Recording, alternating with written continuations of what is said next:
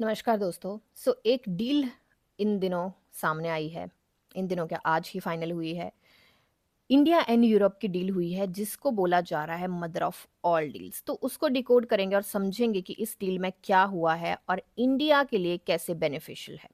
सबसे पहले ये समझना ज़रूरी है कि ये प्रेजेंटेशन सिर्फ एक डील के बारे में नहीं है। ये स्टोरी है कि कैसे ग्लोबल पावर शिफ्ट हो रहा है और कैसे इंडिया इस ग्लोबल पावर चेंज का एक सेंटर बन के निकला है। तो सबसे पहले बात करते हैं कि वाई नाउ, अभी क्यों हो रहा है ये।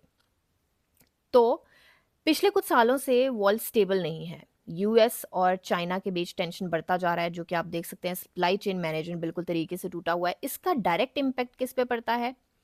इसका डायरेक्ट इम्पैक्ट पड़ता है ग्लोबल ट्रेड पे। सप्लाई चेन क्राइसिस में है, न्यू अलायंस बन रही है, यूएस चाइना में टेंशन है और पूरे ग्लोब पे थोड़ी सी अनसर्टेनिटी है और ग्लोबल ट्रेड पे इसका पड़ता है फर्क। अब यहाँ पे पिक्चर में आता है यूरोप। यूरोप की, क्योंकि ये डील यूरोप के साथ हुई है, तो यूरोप की बेसिकली प्रॉब्लम क्या है, इंडिया के साथ ये डील क्यों हुई है। तो अभी यूरोप को रियलाइज हुआ है कि चाइना पे ज़्यादा डिपेंड रहना रिस्की है। एनर्जी क्राइसिस उसके पास है, ग्रोथ उसकी स्लो है और यहाँ पे ज़रूरत है एक रिलायबल पार्टनर की। और रिलायबल पार्टनर के जो भी क्राइटेरिया हैं उसको टिक करता है इंडिया। अब इंडिया कैसे एक स्ट्रेटेजिक ऑप्शन है, वो कहाँ पे पिक्चर में आता है? तो सबसे पहले इंडिया यूरोप के लिए एक नेचुरल ऑप्शन बन के निकला है। स्टेबल गवर्नमेंट है एंड ग्रोइंग इकोनॉमी ने इंडिया को एक ट्रस्टेड पार्टनर बनाया है।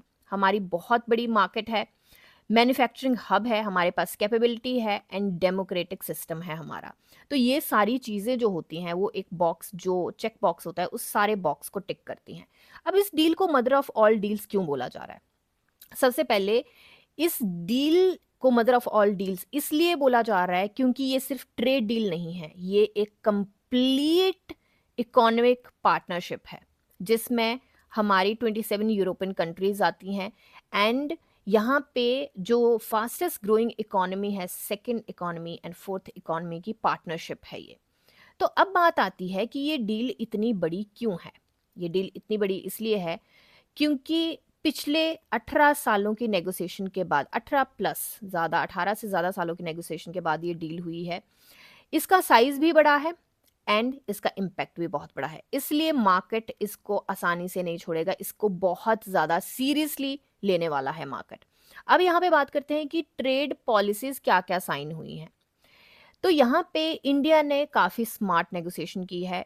टैरिफ कम किए गए हैं बट उसके साथ सबसे इंपॉर्टेंट चीज़ जो है, सेंसिटिव सेक्टर्स को भी प्रोटेक्ट किया गया है। यहाँ पे टैरिफ कम किए गए हैं, मार्केट एक्सेस मिला है, इन्वेस्टमेंट प्रोटेक्शन मिला है हमें, फिर हमारी सेंसिटिव सेक्टर जो है उनको सेफ गार्ड किया गया है। काफ़ी स्मार्ट नेगोशिएशन यहाँ पे की गई है मोदी जी के द्वारा। अब यहाँ पे बात करते हैं कि कौन कौन से सेक्टर्स हैं जिनको यहाँ पे बेनिफिट मिलने वाला है। तो सबसे पहले तो बात यह है कि इस डील का बेनिफिट सबको इक्वल नहीं मिलेगा। कुछ सेक्टर यहाँ पे क्लियर विनर्स रहेंगे और कुछ सेक्टर को थोड़ा सा एडजस्ट करना पड़ सकता है। तो पिक्चर में जो हाईलाइट में रहेंगे वो है textile, pharma, chemical, engineering, auto components, IT and services and manufacturing. Cut, start, cut, start. So यहाँ पे एक एक करके समझते हैं कि कैसे कैसे क्या क्या हो सकता है।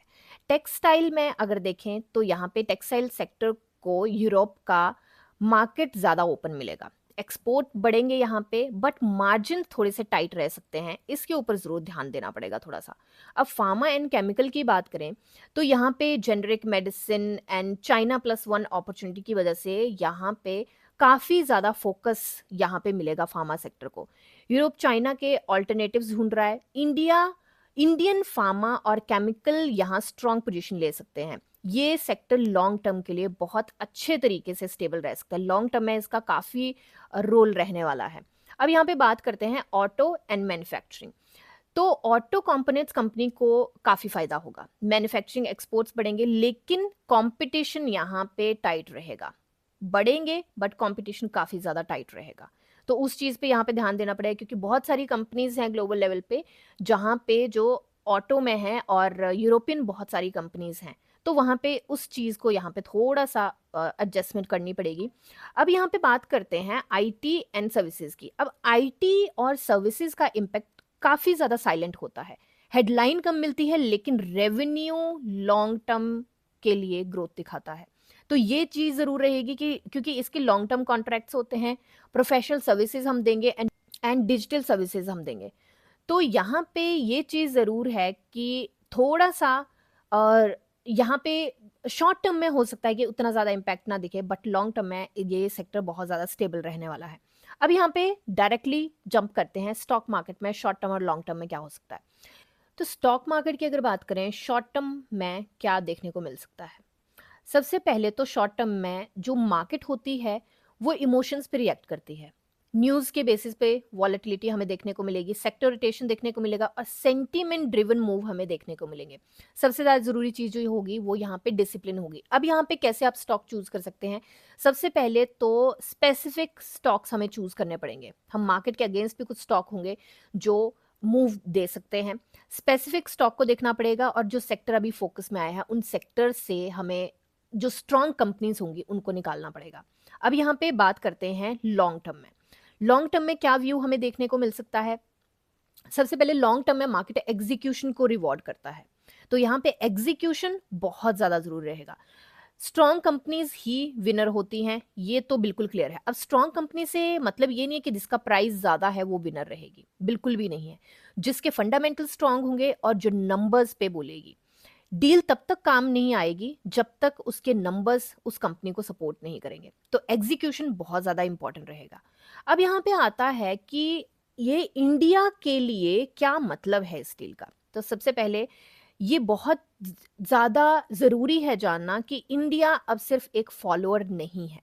ग्लोबल लेवल पे इंडिया में ग्लोबल इकोनॉमिक डिसीजंस का काफ़ी एक्टिव रोल है, काफ़ी एक्टिव हिस्सा है। यहाँ पे डिसीजन मेकर है ग्लोबल इकोनॉमिक डिसीजन में इंडिया। तो ग्लोबल मैन्युफैक्चरिंग हब है, यहाँ पे स्ट्रॉन्ग नेगोशिएशन पावर है एंड इकोनॉमिक रिजिलियंस है। तो ये चीज़ें बहुत ज़्यादा ज़रूरी हैं समझनी। एंड लॉन्ग टर्म में यहाँ पे बहुत ज़्यादा अच्छा होने वाला है इंडिया के साथ, ये तो इस डील से हमें पता चल ही गया है। अब यहाँ पे फाइनली अगर बात करें तो ये डील जो है वो कोई ओवरनाइट मैजिक नहीं करने वाली। शॉर्ट टर्म में हो सकता है हमें वॉलेटिलिटी दिखे, शॉर्ट टर्म में हमें उतना ज़्यादा फायदा ना दिखे, बट ये एक अपॉर्चुनिटी है। रिजल्ट जो है वो एग्जीक्यूशन के ऊपर डिपेंड करेगा, जो मैंने बात करी। Execution is everything. हाइप जो है वो काफ़ी शॉर्ट टर्म है। शॉर्ट टर्म में वॉलेटिलिटी दिखेगी, मूव भी दिख सकता है, बट लॉन्ग टर्म में ही इसके रिजल्ट्स हमें देखने को मिलेंगे। So I hope this is clear, and if you like the video then please like, share and comment.